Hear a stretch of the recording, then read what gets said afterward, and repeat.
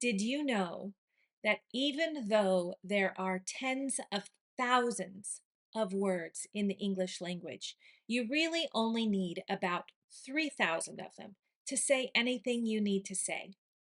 I'm teaching 3,000 words in 3,000 days. Stick with me and you'll get a new word every day.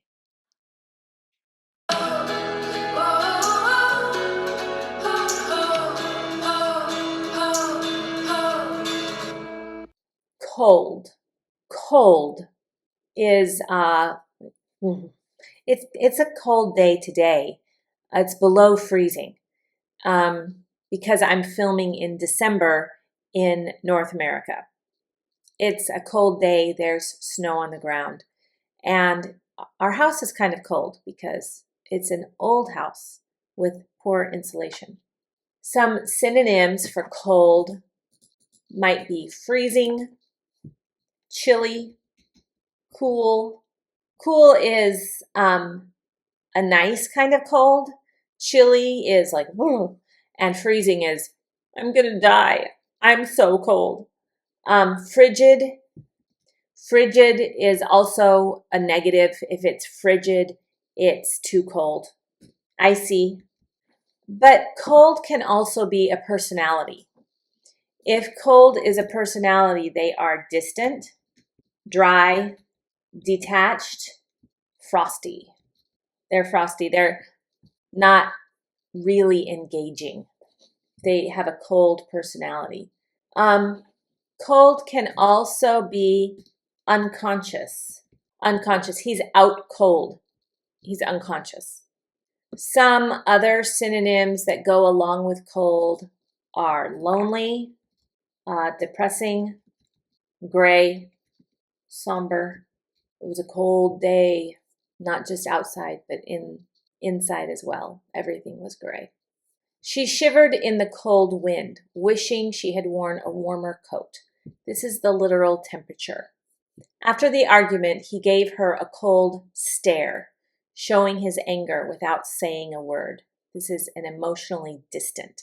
We also give people the cold shoulder when we just don't talk to them. We ignore that they exist. It's the cold shoulder. He caught a cold last week and has been sneezing and coughing ever since. So another meaning of the word cold is the virus. There are hundreds of different viruses that fall into the cold category. A cold is not a serious virus. It probably makes you sneeze and cough. It might um, give you a headache. It probably doesn't give you a fever or chills. If it gives you a fever or chills, then you're closer to the flu than you are with the cold. We often say the common cold. And what is the work culture in your country? If people have a cold here in the United States, we just take some medicine to suppress those symptoms and we still go to work if someone just has a cold. If someone has the flu, then we are more likely to stay at home. But if they just have a cold, it's nothing serious. After the pandemic, more polite people will put a mask on if they have a cold, or people who live with immunocompromised people will put a mask on here. Before the pandemic, I rarely saw masks when people just had a cold. But now it's becoming something that we do here in the United States. If we have a cold, we're not going to not go to work, but we might wear a mask. The company merger benefited management, but it left the workers out in the cold without a clear role in the new organization. Okay, this is an idiom that means to be excluded, and it's this whole thing. The company left them out in the cold.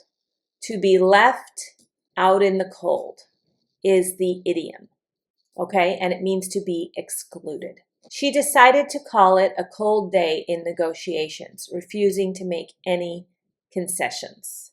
This is an idiom that expresses refusal or lack of interest.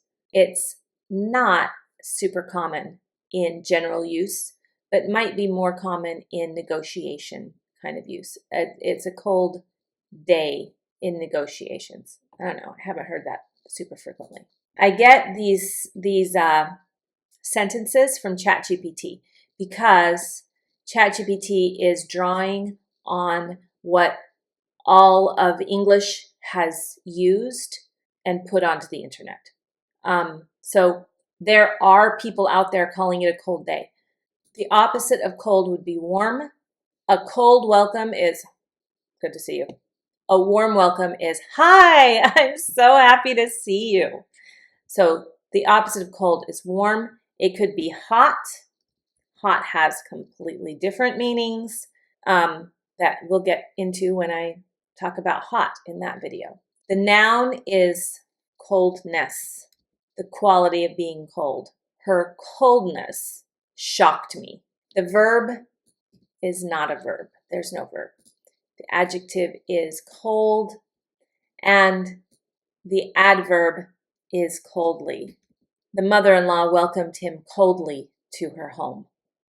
I really hope that you enjoyed this word. Use it 5 times today, write it down, commit it to memory, and I'll see you in the next lesson.